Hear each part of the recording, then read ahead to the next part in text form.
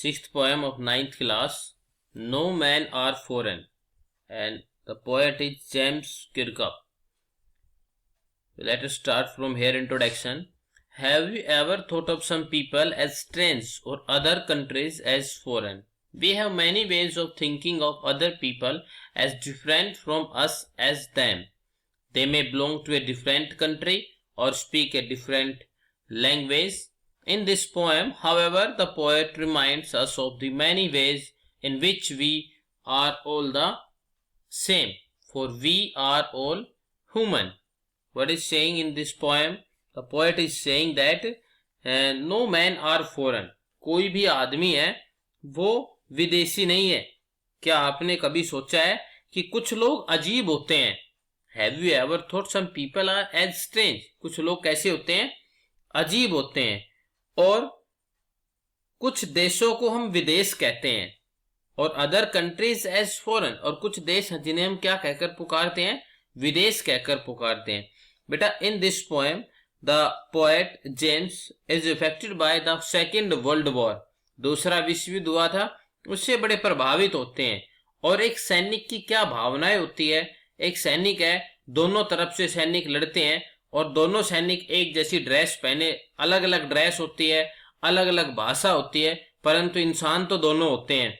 दोनों ड्रेस के अंदर एक जैसा इंसान होता है, दोनों की भावनाएं एक जैसी होती है, लेकिन उन्हें युद्ध करना पड़ता है. तो उस सैनिक की जो भावना है, उस सैनिक के जो इमोशन है, यहां पर बताए गए हैं इस पोएम के अंदर. So the next one is, We have many ways to think of other people as different from us as them.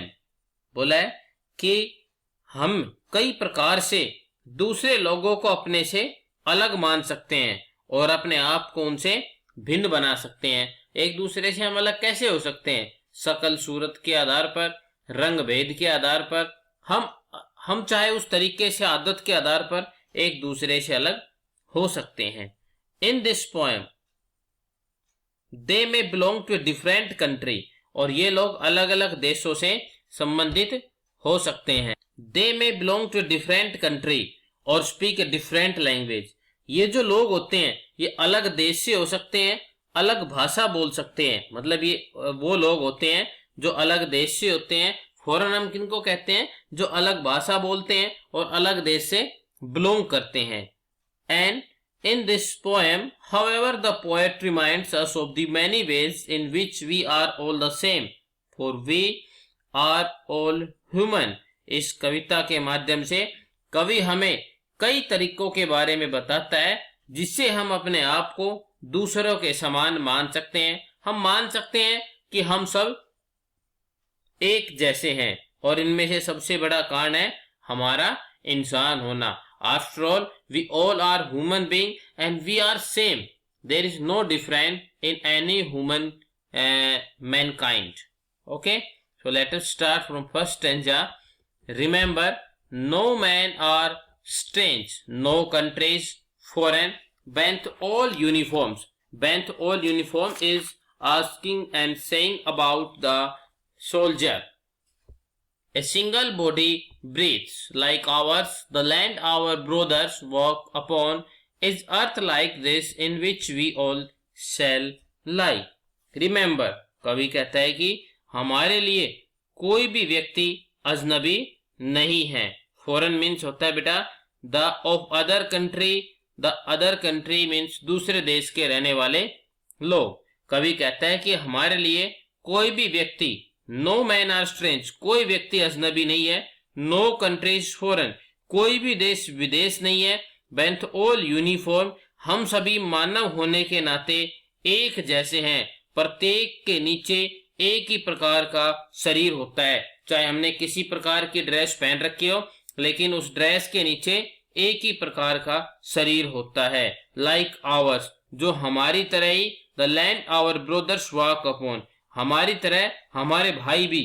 उन लोगों के बारे में कह रहे हैं जो हम विदेशी जिन्हें कहते हैं, इस धरती पर चलते हैं और इसी धरती में हम सभी को समा जाना है. इन विच वी आर शेल लाई, इसी धरती में हम सभी को समा जाना है. Second stanza, they chew aware of sun and air and water, are fed by peaceful harvest, and by wars long winter starved. Starved means bhukha. Their hands are ours. In their lines we read, a labor not different from our oven. They too aware of. होता है कि वे सभी को, यहाँ पर हमारे जैसे ही लोग रहते हैं और सभी को धूप, हवा, पानी का ज्ञान है, और उनका जो पोषण है वो भी किसके द्वारा होता है बेटा? एक समृद्ध हार्वेस्ट का मतलब होता है फसल के द्वारा। बाय वॉर्स लॉन्ग विंटर स्ट्रव, और बताया कि अब जो शीतकालीन भूखमरी वाले दिन है वो जा चुके हैं। And their hands are ours and their lines we read, a labour not different our own. जो कुछ भी वो काम करते हैं, जिस तरह की वो मेहनत करते हैं, चाहे कुछ भी करते हैं, खाना खाने के लिए जिस जिस तरह की मेहनत वो करते हैं उसी तरह की मेहनत हम करते हैं। इसलिए कवि कहता है कि हम सभी को धूप का, हवा का, पानी का ज्ञान है, और हम सभी का पोषण भी फसलों के द्वारा ही होता है। अब वो शीतकालीन भुखमरी है, उसके दिन क्या हो गए हैं? बीत गए हैं। इसलिए हम सभी क्या है? एक समान है।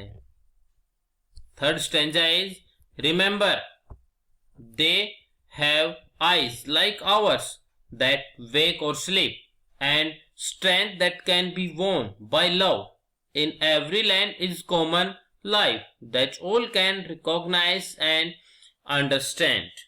They remember, याद रखो कि जो दूसरे देश होते हैं उसमें रहने वाले जो लोग हैं वो भी हमारी तरह, उनकी आंखें भी हमारी तरह सोती और जागती है। उन लोगों में और हम में कोई फर्क नहीं है। कवि है बेटा, पोएट है, वो केवल एक बात पर जोर देना चाहता है, एक बात आपको समझाना चाहता है कि जो नफरत की दीवार हम लोगों ने जो भेदभाव से बनाई हुई है वो व्यर्थ है, वो बेकार है। हम सभी एक जैसे हैं, चाहे देश में है चाहे विदेश में है, कोई विदेशी नहीं है, सब एक जैसे हैं। So he is saying that remember, याद रखो कि दूसरे देश के रहने वाले लोग हैं, उनकी आंखें भी हमारी तरह ही जागती है और सोती है, और हम उन लोगों के बल को भी प्यार की ताकत से जीत सकते हैं। In every land is common life, प्रत्येक देश में जीवन एक समान होता है। That all can recognise and understand, और इसको हम अच्छी तरह पहचान और समझ सकते हैं। Let us remember whenever we are told to hate our brothers, आओ हमेशा याद रखें कि जब कभी भी हमें अपने भाइयों से घृणा करने के लिए कहा जाता है तो इट इज आवर सेल्फ, तो हम अपने आप से घृणा करते हैं। That we shall dispossess, betray, condemn and remember we who take arms against each other, और हम अपने आप को ही अधिकार मुक्त करते हैं, अपने ऊपर जो अधिकार है हम उस अधिकार से मुक्त कर लेते हैं और अपने आप को ही धोखा देते हैं और अपना ही अपनापन करते हैं। मतलब अपना ही हम क्या कर रहे हैं? अपमान कर रहे हैं, हम अपने आप को ही नीचा दिखा रहे हैं। याद रखो कि जो एक दूसरे के खिलाफ हथियार उठाते हैं वे अपने खिलाफ ही उठा रहे हैं। मतलब जो दूसरों के लिए हथियार उठा रहे हैं वो हथियार किसी दूसरों पर नहीं, वो अपने ऊपर ही उठ रहे हैं। It is the human earth that we devalue and defile, our hails of fire and dust outraise the innocence of air that is everywhere our own. Remember, no men are foreign and no countries strange. याद रखिए, आओ हम हमेशा ये याद रखें। क्या याद रखें बेटा? कि it is the human earth that we defile. ये क्या है? मानव धरती है जिसको हमें एक समान समझना चाहिए। इस मानव धरती पर हर व्यक्ति एक जैसा है, और हम क्या कर रहे हैं? डिफाइल्स मीन होता है प्रदूषित कर देना। हम अपने कार्यों से इस धरती माँ को क्या करते हैं? प्रदूषित करते जा रहे हैं। और हमें ज्वाला, हेल का मतलब होता है नर्क, मतलब जो नर्क होता है ज्वाला होती है, और धूल से इस वायु की पवित्रता को जो हमारे जीवन का आधार है नष्ट करते जा रहे हैं। हम किसे नष्ट कर रहे हैं? उस अग्नि को, उस धूल से हम उस वायु की पवित्रता को खत्म कर रहे हैं जो हमारे जीवन का आधार है। रिमेंबर, याद रखो कि कोई भी व्यक्ति विदेशी नहीं है और कोई भी देश अजनबी नहीं है। इसलिए बेटा इसके अंदर एक वर्ड यूज किया गया था, बेंथ ऑल यूनिफॉर्म्स, सभी वर्दियों के नीचे। By the uniform the poet is speaking about the virus kind of dresses worn by the people in different parts of world. कवि क्या कहना चाहता है बेटा कि कवि कहता है कि वर्दियों से कवि का मतलब ये है कि विश्व के अलग अलग स्थानों पर अलग अलग लोगों के द्वारा अलग अलग प्रकार की पोशाकें पहनी जाती है, अलग अलग प्रकार की लैंग्वेज बोली जाती है।